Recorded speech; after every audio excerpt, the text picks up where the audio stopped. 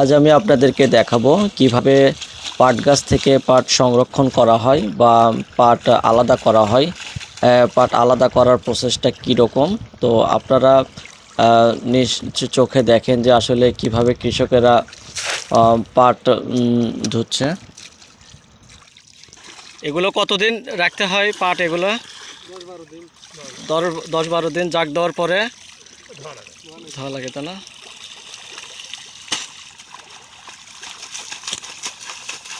আমরা কৃষকের মুখ থেকে জানতে পারলাম যে আসলে এই পাটটা কাটার পরে এটা পুকুরে 10 থেকে 12 দিন এটা জাগ দিতে হয়, অর্থাৎ পাটগুলো পচে গেলে তারপরে এই পাটগুলো সব আলাদা করা হয়।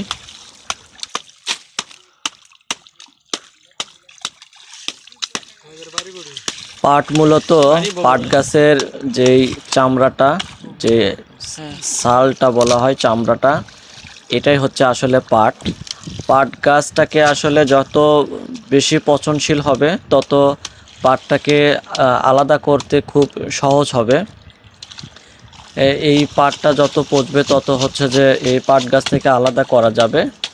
আর দেখেন খুব সহজেই কিন্তু কৃষকেরা খুব সুন্দর বুদ্ধি টেকনিক ইউজ করে এই পাটটাকে আলাদা করতেছে। এই পাট মূলত এখন 2000 থেকে 2500 টাকা মন বিক্রি করা হয়। এই পাটটা কাটার পরে তখন কিন্তু রোদে শুকাতে হবে। রোদে শুকানোর পরে তারপর এটা বাজারজাতকরণ করা হয়। আসলে এই পাট দিয়ে আসলে অনেক কিছু করা হয়।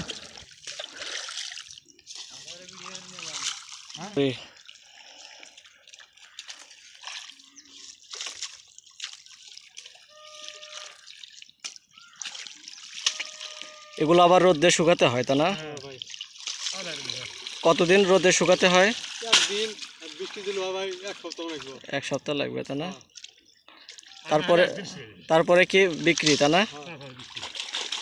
এখন পাট কত করে মন এখন?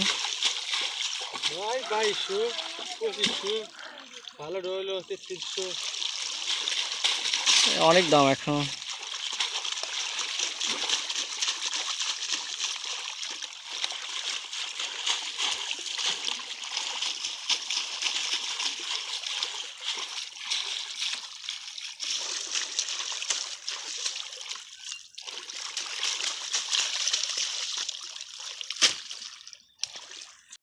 পাট গাছ থেকে আলাদা করার পর এই রকম গোল গোল স্তূপের মতো করা হয়।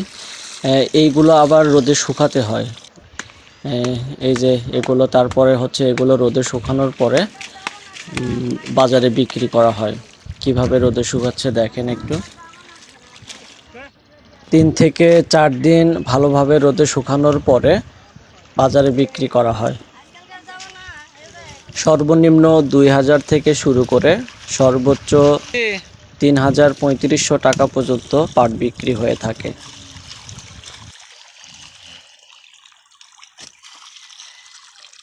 আর হ্যাঁ বন্ধু, আমার ভিডিও যদি আপনাদের একটু ভালো লাগে থাকে তাহলে অবশ্যই আমার চ্যানেলটি সাবস্ক্রাইব করবেন এবং এরকম আরও সুন্দর সুন্দর ভিডিও দেখতে কমেন্ট করবেন। আর আপনার আশেপাশে যদি এমন সুন্দর ভিডিও দেখতে পারেন অবশ্যই কমেন্টে জানাবেন। পরবর্তীতে ভিডিও হতে পারে আপনার এলাকার কোনো একটি। ভালো থাকবেন সবাই।